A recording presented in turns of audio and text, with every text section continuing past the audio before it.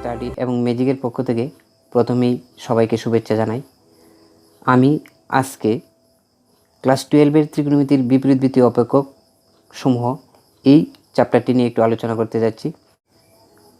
তো প্রথমে আমরা ত্রিকোণমিতিক যে ফাংশনগুলি অর্থাৎ অপেক্ষকগুলি যেমন সাইন, কস, টেন, কট, কোসেক, সেক এই অপেক্ষকগুলির সংজ্ঞাঞ্চল আমাদের জানতে হবে, যেগুলি আমরা ক্লাস 11-এ এই ত্রিকোণমিতির সাধারণ সমাধানে এই অপেক্ষকগুলির সংজ্ঞাঞ্চল সম্পর্কে আমাদের জানা আছে। তো এখন এই ত্রিকোণমিতিক অপেক্ষকগুলির inverse, that is sine inverse, cos inverse, tan inverse, এই ইনভার্স কি এগুলি আমাদের জানতে হবে।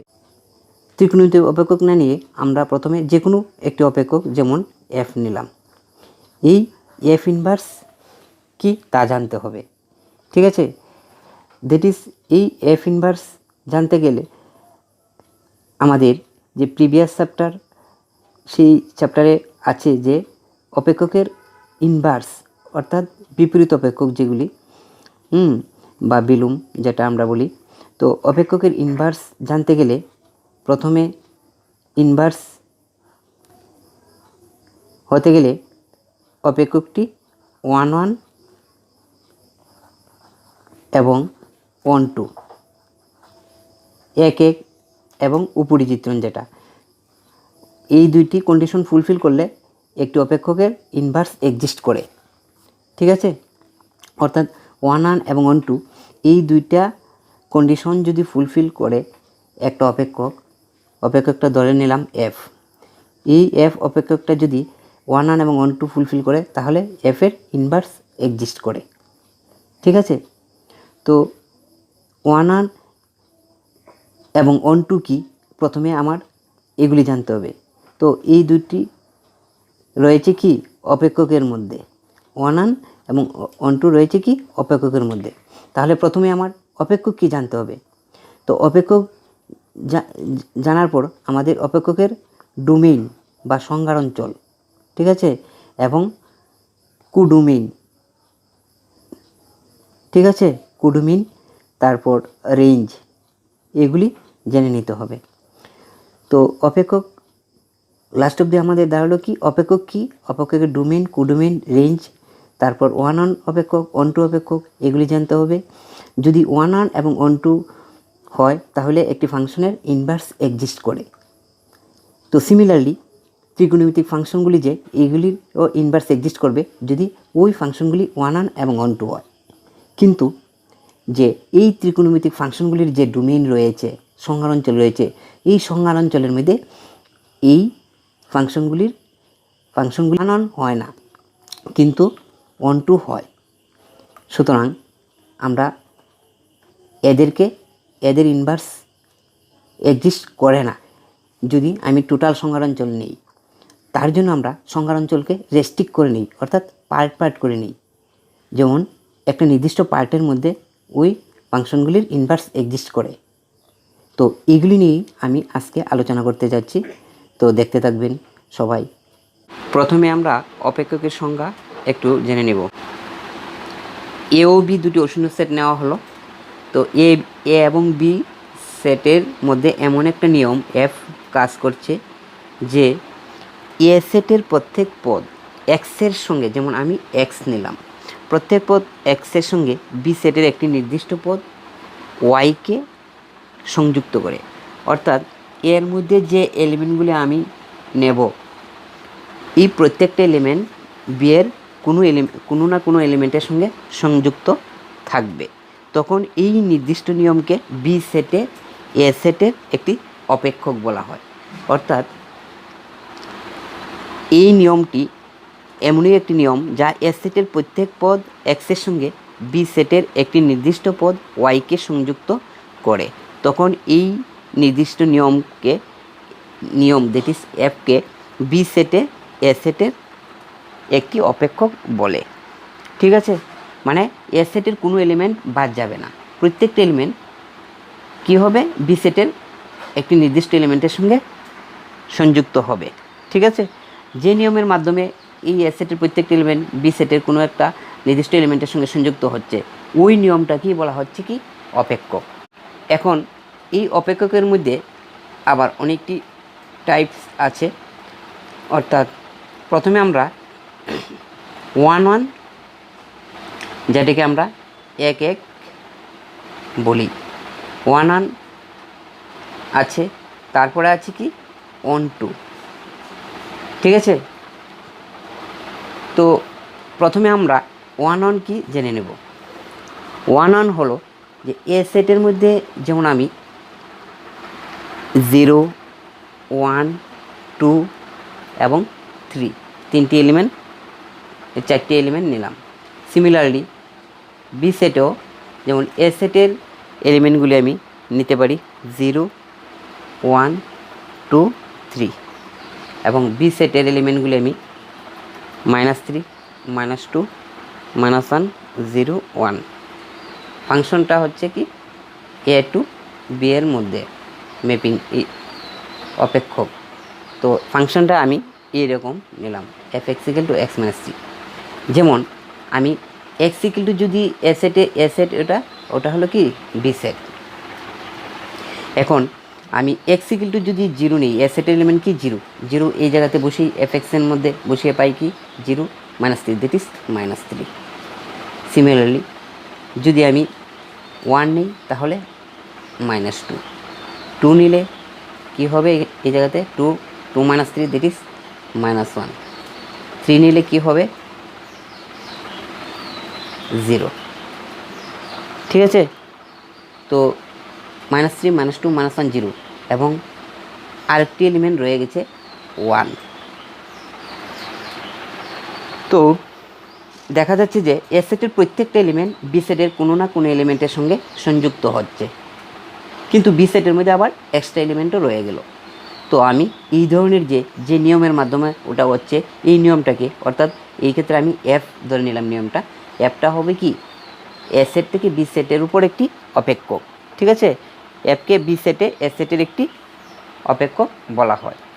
ঠিক আছে, তো এই ক্ষেত্রে যে দেখা যাচ্ছে যে 0 থেকে -3, 1 থেকে -2, 2 থেকে -1, 3 থেকে 0, যেহেতু যাদের সেপারেট মানে 1 to 1 1 to 1 1 to 1 হয়েছে, সুতরাং এই ধরনের অপেক্ষককে আমরা 1 1 অপেক্ষক বলবো। ঠিক আছে, এখন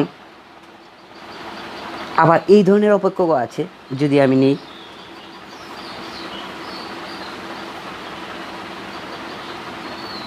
f(x = 5), যদি আমি x = 1 নেই তাহলে কি আসবে 5, যদি x = 2 নেই কি আসবে 5, যদি x = 3 নেই কি আসবে 5। এই জায়গাতে 1 বসালে 5, 2 বসালেও 5, 3 বসালেও 5। দেখা যাচ্ছে যে 1 থেকেও 5 হচ্ছে, 2 থেকেও 5 হচ্ছে, 3 থেকেও কি 5 হচ্ছে। ঠিক আছে, 1 এর ইমেজ 5, 2 এর ইমেজ 5, 3 এর ইমেজ 5। ঠিক আছে, মানে মেনি 1, অনেকটি থেকে একটার মধ্যে যাচ্ছে, তো ওটা হলো কি মেনি 1। যদিও আমার এখানে ওটাও অপেক্ষক, ওটা হলো কি 1 1 অপেক্ষক, আর ওটা হলো মেনি 1 অপেক্ষক। কিন্তু আমাদের যা জানতে হবে তা হলো 1 1 এবং 1 2। 1 2 অপেক্ষকের একটি এক্সাম্পল আমি নিচ্ছি। এ সেটের এলিমেন্ট আমি প্রথমে 2 3 4 5 6 নিলাম। ঠিক আছে, তো আমি এই জায়গাতে এক্সের বদলে যদি 2 বসাই তাহলে 6 - 1, দ্যাট ইজ 5, 3 বসালে 9 - 1, দ্যাট ইজ 8, 4 বসালে 12 - 1, দ্যাট ইজ 11, 5 বসালে 15 - 1, দ্যাট ইজ 14, এবং 6 বসালে 6 - 1, দ্যাট ইজ 17। দেখা গেল যে 1 থেকে 5, 3 থেকে 8, 4 এর থেকে 11, 5 এর থেকে 14, 6 এর থেকে 17। তো আমার এই ক্ষেত্রে এর যে প্রত্যেকটা এলিমেন্টের সেপারেট ইমেজ রয়েছে। ঠিক আছে, এবং বিতে এক্সট্রা কোনো এলিমেন্ট নেই। ঠিক আছে, তো দেখা যাচ্ছে যে 2 3 4 5 6 ওটা হলো কি এ সেটের ক্ষেত্রে এ সেটের এলিমেন্ট, আর 5, 8, 11, 14, 17 হলো বি সেটের এলিমেন্ট। এই এ সেটের এলিমেন্টকে এফের সংজ্ঞার ক্ষেত্র এবং বি সেটের এলিমেন্টকে উপক্ষেত্র বলা হয়। এবং আমার যে অপেক্ষকের সংজ্ঞার মধ্যে দেওয়া আসলো যে এ সেটের প্রত্যেকটা এলিমেন্ট বি সেটের কোনো না কোনো এলিমেন্টের সঙ্গে সংযুক্ত হবে, সুতরাং আমি ওটাকে অপেক্ষক বলতে পারি। এবং বি সেটে এক্সট্রা এলিমেন্ট থাকলেও কোনো অসুবিধা নেই, কিন্তু আমার এই ক্ষেত্রে বি সেটে একটি এলিমেন্টও নেই, অর্থাৎ বি সেটের প্রত্যেকটা এলিমেন্ট এ সেটের সঙ্গে কি সংযুক্ত হয়েছে।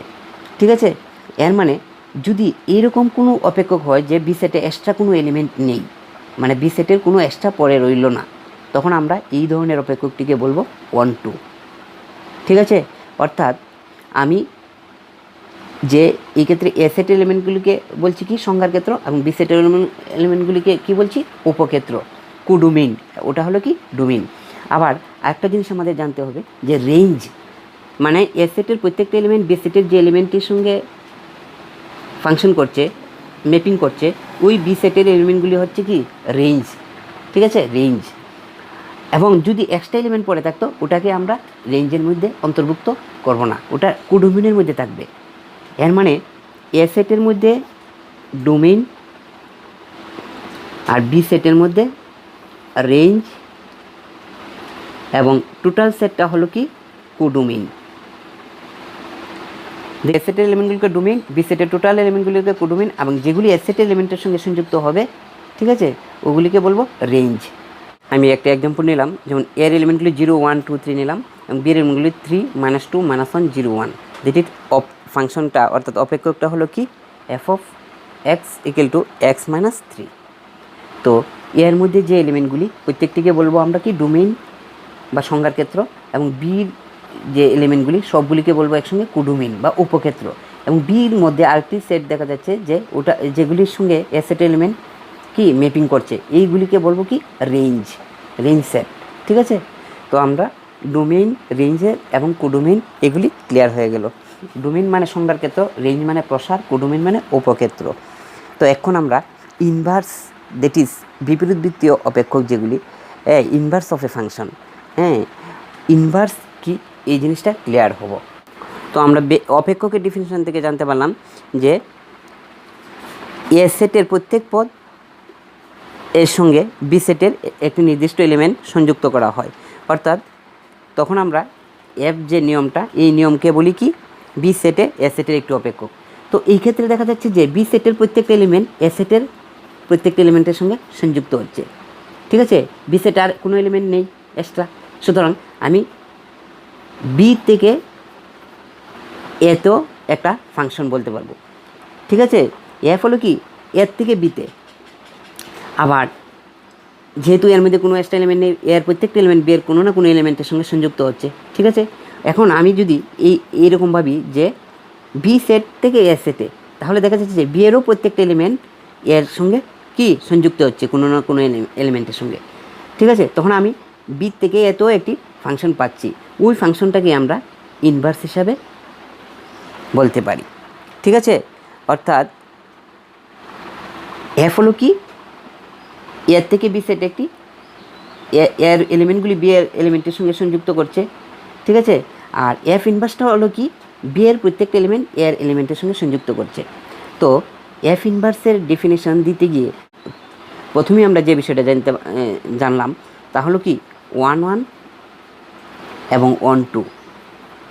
1, 1 মানে কি এর প্রত্যেকটা এলিমেন্ট বি এর প্রত্যেকটা এলিমেন্টের সঙ্গে যাদের সেপারেট ইমেজ থাকবে, যেমন 2 এর ইমেজ 5, 3 এর ইমেজ 8, 4 এর ইমেজ 11, 5 এর ইমেজ 14, 6 এর ইমেজ 17। এবং 1, 2 মানে কি বি এর মধ্যে এক্সট্রা কোনো এলিমেন্ট থাকবে না। ঠিক আছে, প্রত্যেকটা এলিমেন্ট এর কোনো না কোনো এলিমেন্টের সঙ্গে যুক্ত হবে, অর্থাৎ এফ অফ এক্স যে ওটা বি এর সমান হয়ে যাবে। আমরা জানি যে ওটার মধ্যে যদি এক্স থাকে, এটার মধ্যে কি থাকে এফ এক্স। তো এফ এক্স মানে কি এর যে এলিমেন্টগুলি, এই এলিমেন্টগুলির ইমেজ। তো ইমেজ যদি প্রত্যেকটা এলিমেন্টগুলি ইমেজ হয়ে যায়, তাহলে এক্সট্রা কোনো এলিমেন্ট নেই, that is F x equal two কি বি টোটাল সেটটা সমান হচ্ছে। তো এক্ষেত্রে আমার 1, 1 এবং 1, 2 এই দুইটা কন্ডিশন যদি ফুলফিল করে, তাহলে আমরা বলতে পারি যে এই এফের ইনভার্স এক্সিস্ট করছে। ঠিক আছে, তো আমরা নতুন একটি অপেক্ষক এক্ষেত্রে পেয়েছি এফ ইনভার্স, ঠিক আছে। তো এফ ইনভার্সে আমরা লিখব কি, এফ ইনভার্স ম্যাপ করছে কীভাবে, বি থেকে এতে, ঠিক আছে। এফ হলো কি এ টু বি, এফ ইনভার্স হলো কি বি টু এ। তো এফ ইনভার্স হতে গেলে 1 এবং 1 এই দুটোই হতে হবে, ঠিক আছে। তো আমরা ইনভার্সটা ক্লিয়ার হলাম। বন্ধুগণ, আমরা এখন ইনভার্স ট্রাইগোনোমেট্রিক ফাংশন অর্থাৎ ত্রিগোনোমেট্রিক যে ফাংশনগুলি আছে কী কী আছে, সাইন, কস, টেন, কট, কুসেক, সেক, এগুলির প্রত্যেকটার সংজ্ঞার অঞ্চল রয়েছে। দুই সংজ্ঞার অঞ্চলের মধ্যে এই ফাংশনগুলির ইনভার্স এক্সিস্ট করে না। তখন আমরা কি করলাম, যেমন আমি প্রথমে আর নিলাম, আর হলো কি একটি বাস্তব সংখ্যার সেট, ঠিক আছে। এবং প্রথমে আমি সাইন ফাংশনটা নিলাম, সাইন এর মধ্যে ম্যাপ করছে real number to x such that এইরকম। অ্যাকচুয়ালি আমরা ক্লাস 11-এও পেয়েছি যে সাইন ফাংশনটার একটা গ্রাফ আমরা পেয়েছি ক্লাস 11-এ।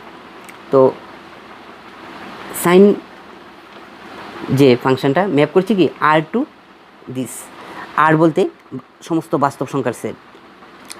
তো এটা ইমপ্লাইজ করছে কি sine theta equal to x for all theta belongs to R, মানে আর এর মধ্যে থিটা আছে, থিটা বলতে এক্ষেত্রে অ্যাঙ্গেল।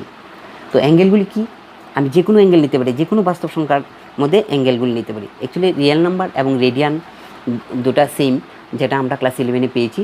তো এই ক্ষেত্রে আমি 0 degree, 30 degree, 45 degree, 60 degree, 90 degree, 180 degree সমস্ত বাস্তব সংখ্যা আমরা নিতে পারি আর এর মান। তো ওটা হচ্ছে ওটার সংজ্ঞার অঞ্চল, আর ওটা হচ্ছে কি এই সাইন ফাংশনের কি উপক্ষেত্র, ঠিক আছে। কিন্তু এই সাইন ফাংশনটা এই ক্ষেত্রে 1 হচ্ছে না। যেমন আমি এক্সের ভ্যালু ওটা আর সেট নিলাম, আর ওটা নিলাম x such that -1 less than x less than 1, ঠিক আছে। এখন আমি যেমন 0 ডিগ্রি নিলাম, তো 0 ডিগ্রি যদি থিটার জায়গাতে বসায় সাইন 0 ডিগ্রি ইকুয়াল টু কি 0। আবার 180 ডিগ্রি নিলাম, 180 ডিগ্রি বলে কী হবে 0 হবে। সুতরাং দেখা যাচ্ছে যে ওটা কি হচ্ছে মেনি 1, যেহেতু ওটা মেনি 1 হচ্ছে, সুতরাং আমি ওটার 1 যেহেতু, অর্থাৎ এক্ষেত্রে ওটা 1 হচ্ছে না, 1 এবং 1 হলেই ওহার ইনভার্স এক্সিস্ট করবে। যেহেতু আমরা আগে দেখেছি যে ইনভার্স এক্সিস্ট করতে হলে 1 এবং 1 অবশ্যই হতে হবে অপেক্ষকটি। সুতরাং আমাদের এই ক্ষেত্রে ওটা মেনি 1 হচ্ছে এবং 1 হবে, ঠিক আছে 1 হবে, কিন্তু 1 যেহেতু হচ্ছে না, সুতরাং ওটা কি এই সংজ্ঞার অঞ্চলের মধ্যে উহার ইনভার্স এক্সিস্ট করবে না। তাই আমরা এই সংজ্ঞার অঞ্চলটিকে কি রেস্ট্রিক্ট করে নিব। যেমন দেখলাম যে আমরা প্রথমে কি করছি, sine such that theta -π/2 less than equal to theta less than equal to π/2 থেকে যদি আমি এরকম নিই অপেক্ষকটারে,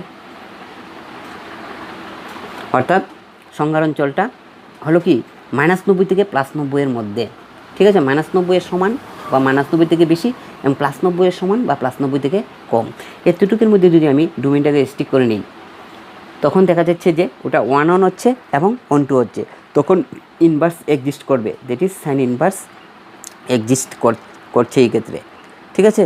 তো আমি তখন লিখতে পারবো সাইন ইনভার্স কি x such that -1 less than x less than 1 to কী হবে দিস টু দিস, মানে theta such that -π/2 less than theta less than equal to π/2, ঠিক আছে।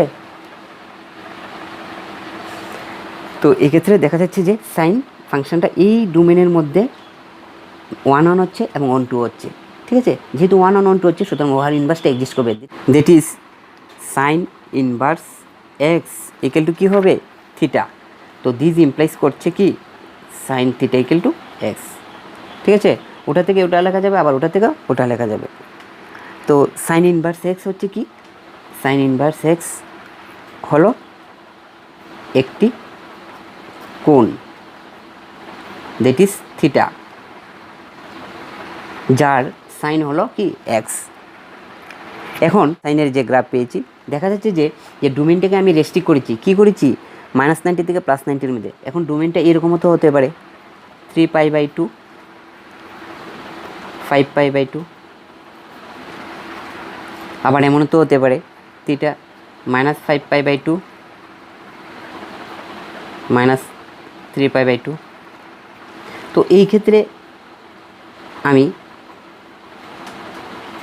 এটা নিলাম, এই ক্ষেত্রেও এটি, মানে ডোমেনটা এইরকম যদি নেই, অ্যাকচুয়ালি আমরা টোটাল ডোমেনটারে রেস্ট্রিক্ট করে নিলাম, ভেঙে ভেঙে নিলাম। তো এইরকম যদি নেই তাহলে কোডোমেনটা এইরকম, এবং ডোমেনটা এইরকম নিলেও কোডোমেনটা এরকম। আমাদের এই যে ডোমেনটা নিলাম, এই ডোমেনটার মধ্যে যে মানগুলি আমরা পাবো রেঞ্জে বা কোডোমেনে, এই ডোমেনের মানগুলি হলো লিস্ট নিউমেরিক্যাল ভ্যালু। আর এই ডোমেনগুলিও তো সেমই আসছে, তো এগুলি লিস্ট নয়। তো আমরা যে ডোমেনটার মধ্যে লিস্ট নিউমেরিক্যাল ভ্যালু পাবো এটাকে আমরা বলবো প্রিন্সিপাল ভ্যালু ডোমেন। ঠিক আছে, প্রিন্সিপাল ভ্যালু ডোমেন মানে মুখ্য মানের যে একটা ডোমেন। তো তার জন্য আমরা শুধু নিব কি, সাইন ইনভার্স এক্সের ডোমেনটা কি, সাইন ইনভার্স এক্সের ডোমেনটা হবে এত, আর রেঞ্জ হবে কি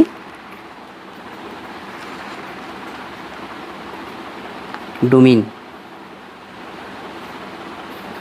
তো সাইন ইনভার্স এক্সের ডোমেনটা হলো কি -1 এর সমান বা -1 থেকে বড় এবং 1 এর সমান বা 1 থেকে ছোটো, এবং তার যে রেঞ্জ তা হলো কি -π/2 থেকে কি